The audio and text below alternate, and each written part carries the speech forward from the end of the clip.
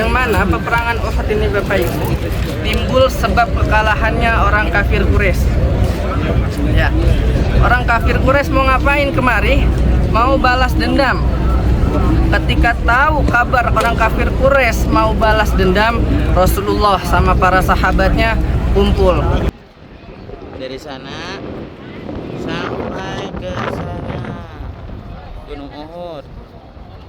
Nah, para syuhada di sini.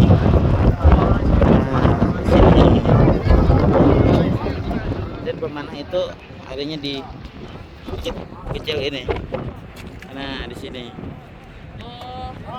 Sayyidina Khalid bin Walid mengelilingi bukit ini. Iya.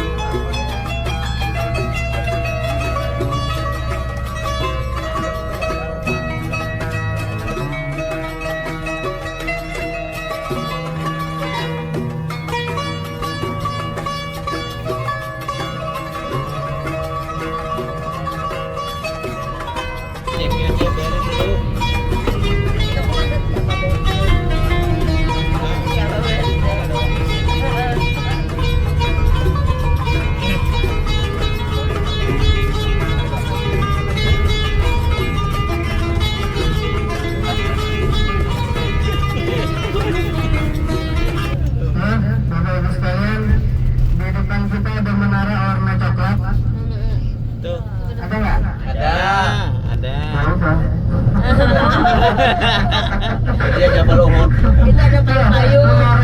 Menara Masjid Ijabah. Nah, jadi Rasulullah itu pernah berdoa di situ tiga permintaan. Yang pertama Rasulullah minta sama Allah agar umatnya diselamatkan dari tenggelam dan banjir. Kemudian yang kedua Rasulullah berminta juga agar umatnya diselamatkan dari kekeringan dan kelaparan. Semuanya dikabulkan kecuali doa yang Di sini terakhir. bagi ini nih. Dan apa doa agar umatnya tidak berpecah belah, tidak berbeda pendapat. Nah, doa itulah yang tidak diijabah oleh Allah Subhanahu wa taala. Baik, Bapak Ibu, kita langsung menuju Jabal Uhud. Nah, di pasar murah nah. Nah, buat real. Di belakang motor kita nih. Ini uji Marina. Itu 338. Lagi itu ada pasar murah. Mana?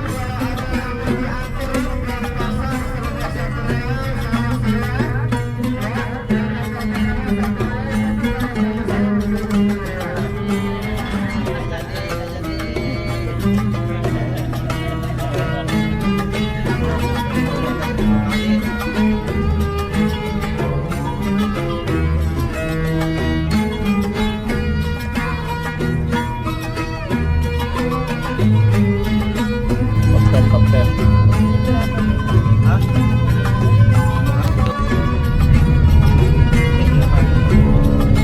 Jadi 50. Borong sana.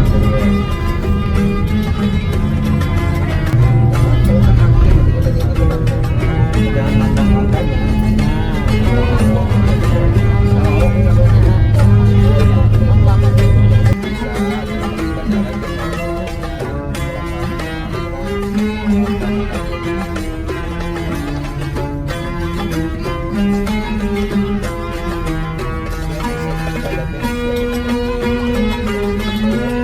Alhamdulillah, kehidupan kita di hadapan kita dari ujung kiri sampai ujung kanan yang panjangnya 7 km.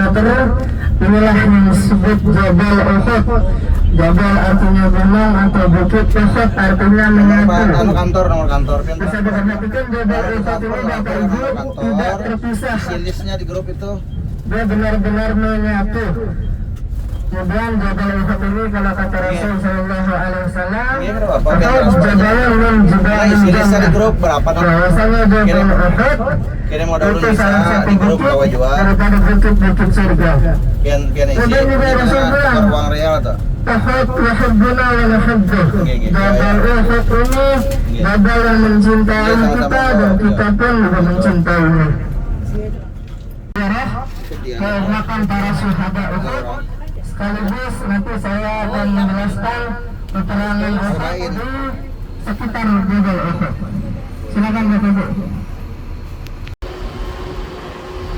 Nah, ini di Gunung Uhud. Artinya gunung yang menyatu. Dari ujung sana sampai ujung sananya. Nah, sampai ujung sana.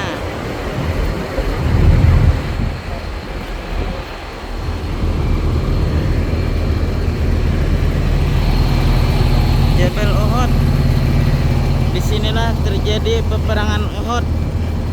Yang mana Sayyidina Hamzah meninggal, pamannya Rasulullah SAW. Wafat di sini di perang Uhud. Yang mana hati beliau Mati beliau dimakan oleh siapa? Hindun,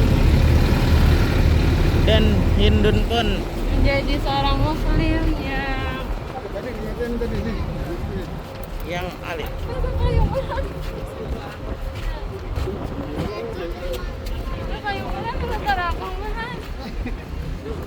Bukit Uhud itu dari sini sampai ke sana. Nah, semua ini adalah Jabal Uhud.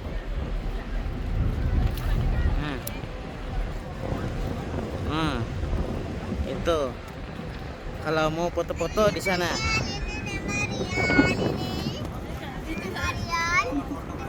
Nah,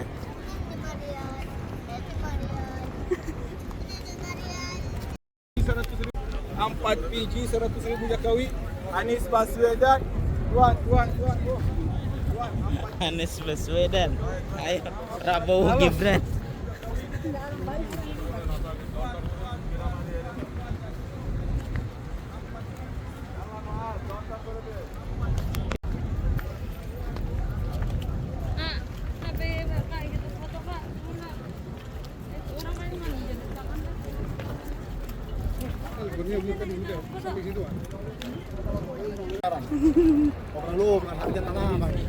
Iya.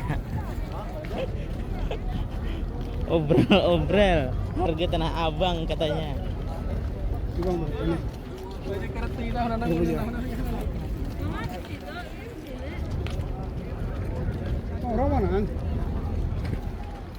Ada orangnya banyak benar juga. Banyak. Banyak lah orang. Di sini dia ditumpuknya lah. Ya Rasulullah jangan ditinggalkan. Apapun yang terjadi. Kandang ini.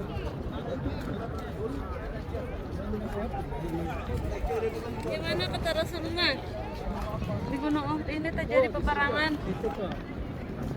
Iya, di peperangan antara kaum muslimin dan kafir Quraisy. Dan terjadilah wafatnya Sayyidina Hamzah kawannya Rasulullah Sallallahu Alaihi Wasallam, yang mana di siapa bah? Yang menumbuk itu bah? Yang menumbuk Sayyidina Hamzah itu siapa? Anunya sorohannya Hindun. Washi. Makan hati Sayyidina Hamzah.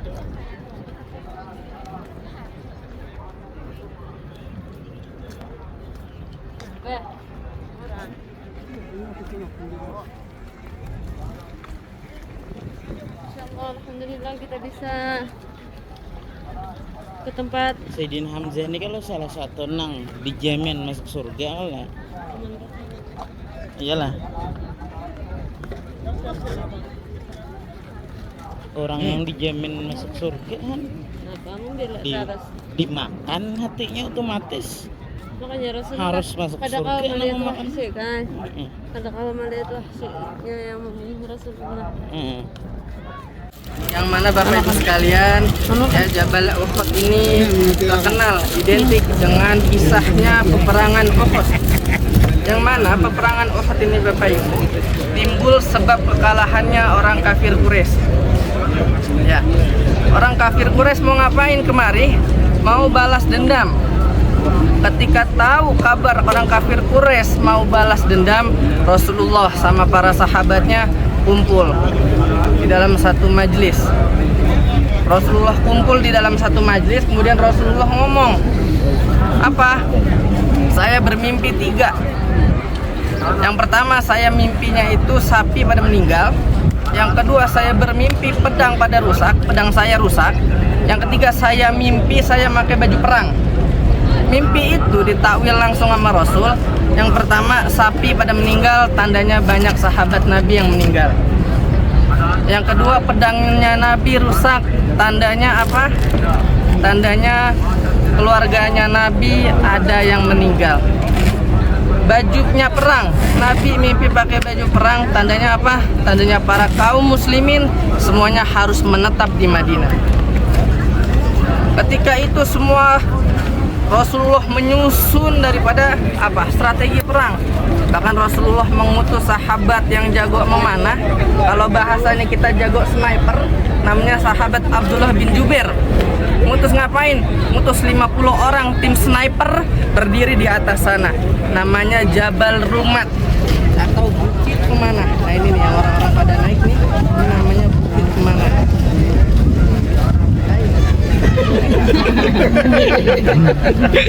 Ayo ada maya berang.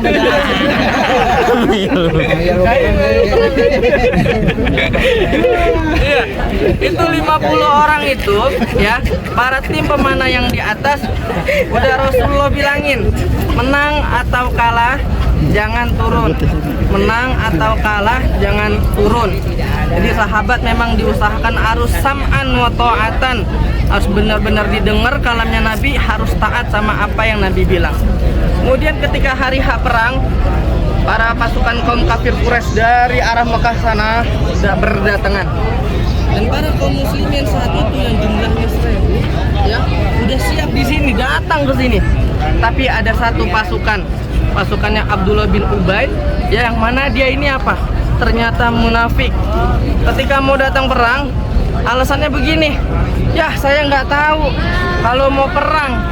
Kemudian Abdullah bin Ubay pulang bersama pasukannya 300 orang. Akhirnya pasukan kaum kafir, pasukannya muslimin yang tadinya 1000 menjadi 700. Oke, nggak masalah, kaum muslimin sudah Nabi ajarkan nyalinya untuk berani semua.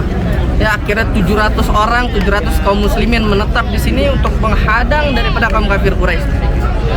Ketika datang, benar saja Bapak Ibu sekalian, strategi itu ampuh untuk memukul mundur daripada kaum kafir Quraisy.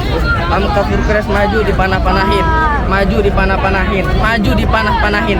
Tapi ada satu panglima dari kaum kafir Quraisy yang namanya Khalid bin Walid. Yang namanya Khalid bin Walid. Dia merhatiin strateginya Nabi perang. Kalau yang kita tahu, Khalid bin Walid ya, dulunya kafir masuk Islam. Ini orang paling jagonya strategi perang. Tapi pada saat perang Uhud, Khalid bin Walid masih kafir. Diperhatiin. Ternyata pas pada kabur, harta ininya pada ditinggalin, harta kaum kafir harus ditinggalin. Itu yang di gunung 40 orang ngeyel.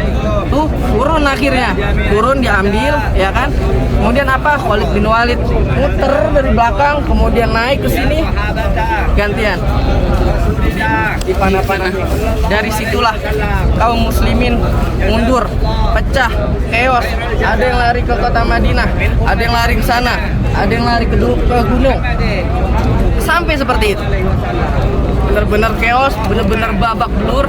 Ya, bahkan Mus'ab bin Umair ya, yang Nabi tugasin bawa liwa atau bendera, ya, itu tangannya Pak, ini kita bawa bendera perang, ini dua-duanya buntung. Tapi nggak sampai situ juga, pegangnya bendera kayak gini, perang. Akhirnya apa? Akhirnya tumbang juga. Kemudian apa?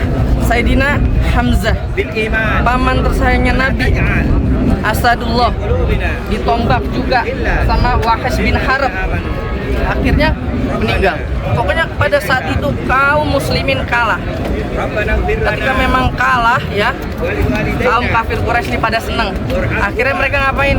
Mereka mundur balik dengan hati yang gembira. Pada saat itu malamnya Nabi berdoa. Biar apa? Biar pasukan kaum muslimin dikuatkan. Akhirnya apa, Bu? Apa yang terjadi? Kaum muslimin yang babak belur, ya, yang mana ada sahabat Tolha yang pahanya sampai berdarah, sampai kebelah, itu semua bangkit lagi. Dia nyalin obor tinggi-tinggi, kejar tuh siapa? Pasukan kaum kafir Quraisy. Kejar, ketangkap, ya, sampai kaum kafir Quraisy ini takut nyalinya. Sampai dia bilang, saya nggak pernah melihat pasukan yang sama, yang mana saya lihat ini kekuatannya makin bertambah. Jadi pada perang Uhud, kaum muslimin nggak benar-benar kalah Bapak Ibu. Tapi apa? Kalah, menang. Maaf, kalah. Menang kalah. Intinya kaum muslimin selalu Allah menangin. Ya kan? Seperti itulah Bapak Ibu kisah daripada perang Uhud yang singkat. Pada saat itu juga daerah ini pernah banjir. Bahkan makomnya daripada Sayyidina Hamzah itu keluar makomnya. Jasadnya keluar, ya, itu darahnya masih ada, badannya masih utuh. Maka kata Allah Subhanahu wa taala, wala taqulu liman yuqtalu fi sabilillahi amwat bal ahya'u walakin la tashkurun. Jangan ngomong, jangan bilang orang yang mati syahid itu benar-benar meninggal. Akan tetapi apa? Akan tetapi mereka hidup, tapi kitanya nggak sadar. Baik Bapak Ibu sekalian, kita beri salam, kita beri doa bagi para syuhada Uhud, yang mana memang diriwayatkan jumlahnya 70 orang ya. Bismillahirrahmanirrahim. Assalamualaikum. Ya Rasulullah. Assalamualaikum. Ya ashabah Rasulillah. Assalamualaikum. Ya ala Rasulillah. Assalamualaikum. Ya syuhada Uhud. Assalamualaikum. Ya daro qaumin mu'minin wa atakum ma tu'adun wadan mu'ajjalin wa inna insyaallah bikum lahiqun Allahumma Gunung Uhud. Nah, dari sana sampai ke sana Gunung Uhud. Nah, para syuhada di sini. Nah, di sini.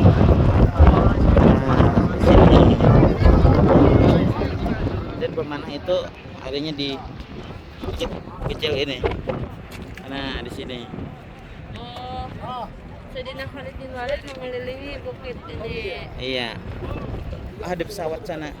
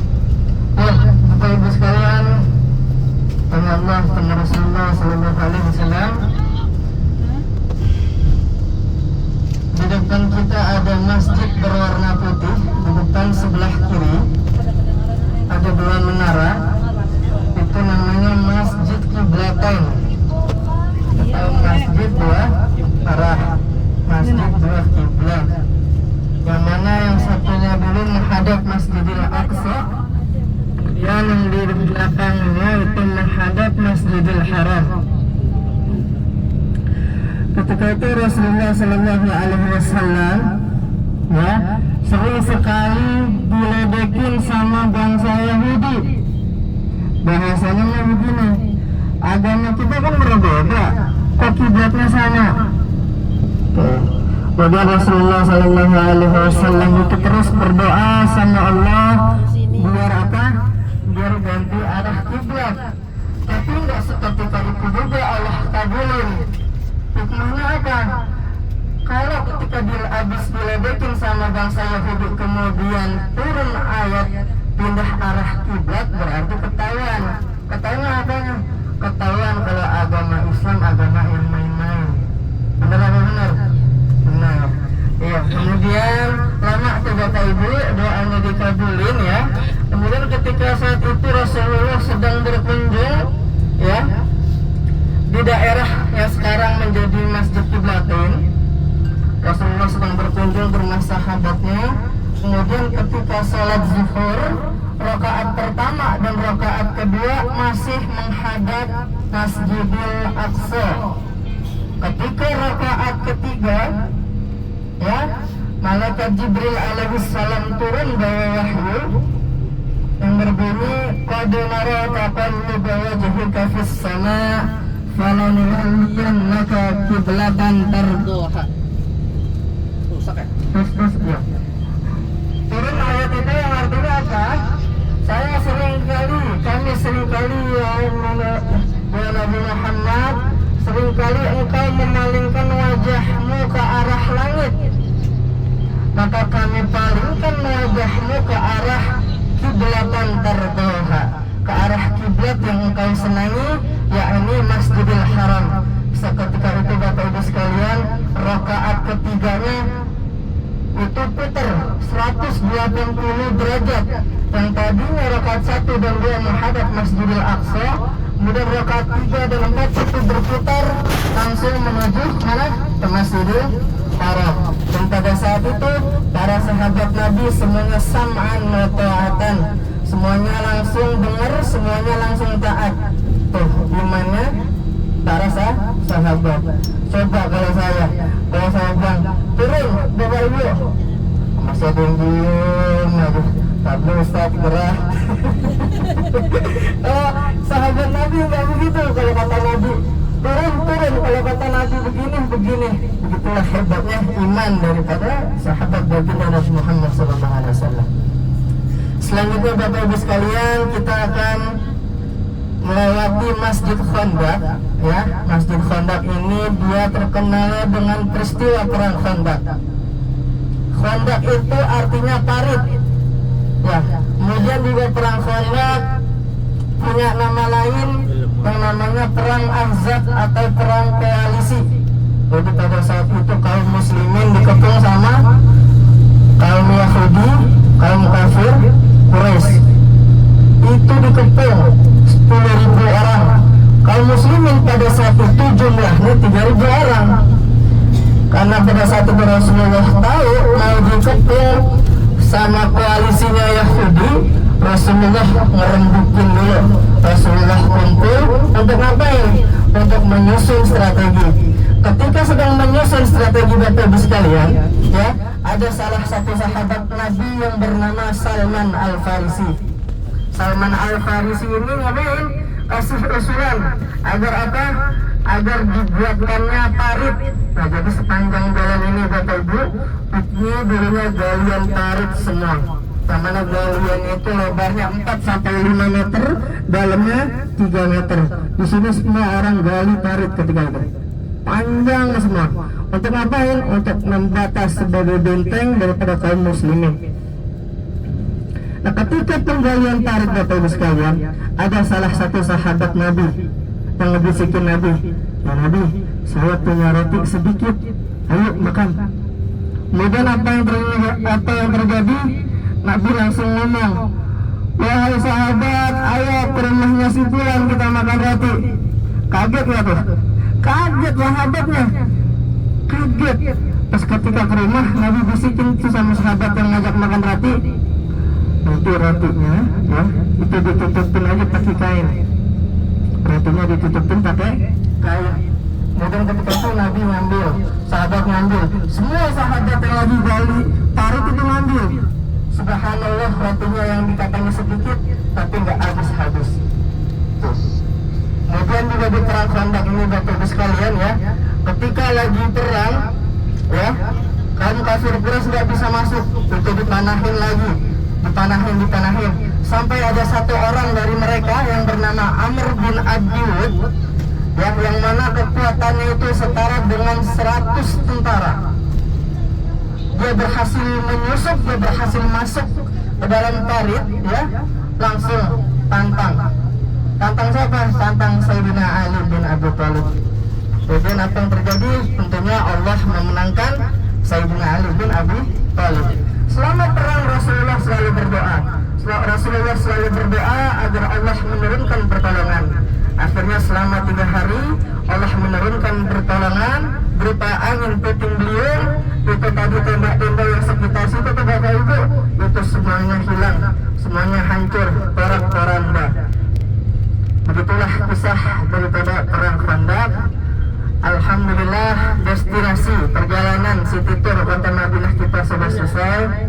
Ya, mungkin hikmah yang dapat kita ambil, yang dapat kita petik adalah Rasulullah memimpin umat ya, itu semua lininya sukses, baik dari peperangan, baik lini keamanan, lini sosial, lini ekonomi, semuanya sukses, semuanya maju ya.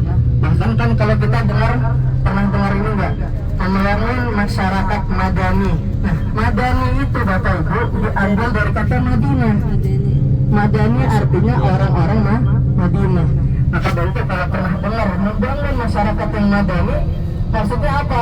Membangun semua aspeknya itu menjadi aspek yang sukses, baik lini ekonomi, lini keamanan, lini pendidikan dan lain-lain. Semoga Bapak Ibu ya, pas 1 2 ya, semoga Bapak Ibu bisa menjadi kembali tamunya Rasulullah Sallallahu Alaihi Wasallam. Dan ini bukan city tour yang terakhir bagi Bapak Ibu, melainkan ini city tour yang pertama. Moga-moga tahun depan bisa ngajak anak, amin. Amin. Moga-moga tahun depan bisa ajak cucu. Moga-moga tahun depan bisa ajak istri yang kedua. Amin. Amin.